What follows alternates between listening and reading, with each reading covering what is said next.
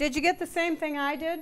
For glucose, we divide by 6 and get CH2O. You don't need to put the ones there. You don't have to put the ones. Nitrous oxide, N2O, that's the same, N2O. And adenine, we can divide the whole thing by 5 and we get CHN.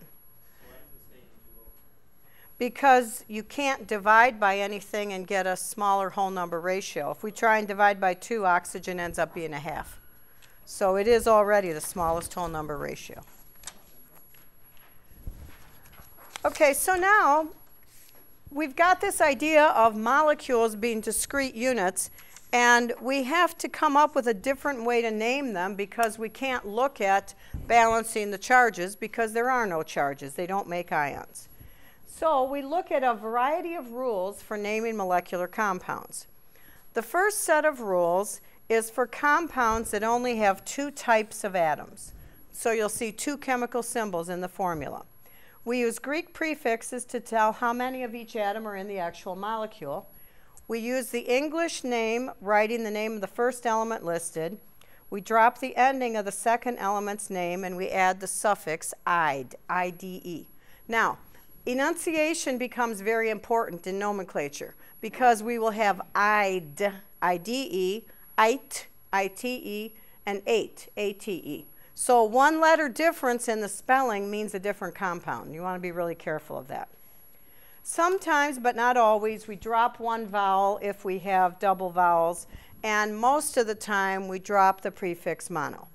So if you look at the numbers of atoms 1 through 10, most of these are things you know from everyday life. Mono, you know the monorail in Disney World, right? 1 rail, okay? 2 is di, 3 tri, 4 tetra. I think in everyday life you use quad or something, not tetra. Penta, we know, pentagon. Hexa is 6. Hepta, you're used to septuplets, which I hope I never have. I mean, really, I would want to put 6 in the freezer for a couple years and take them out when I was ready, 1 at a time. All right, 8 is octa.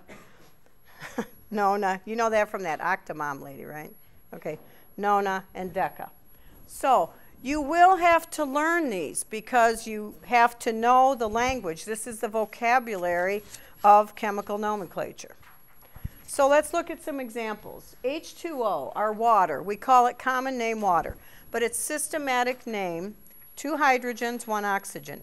Dihydrogen monoxide. Monoxide, or we drop one of the O's, monoxide. P4O10. 4 is tetraphosphorus decaoxide. I have seen people leave that A out and write decoxide, but it sounds kind of nasty, so I leave the A in.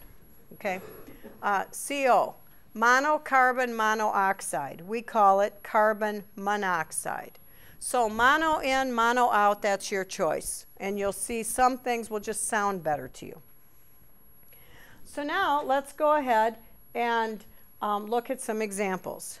Nitrogen trihydride. Well, it doesn't have a prefix, so it's 1. It's N, mono. Tri is 3. Hydrogen, 3. NH3. It has a common name. We call that ammonia. Sulfur dioxide. 1 sulfur, because it doesn't say anything. We left the mono out.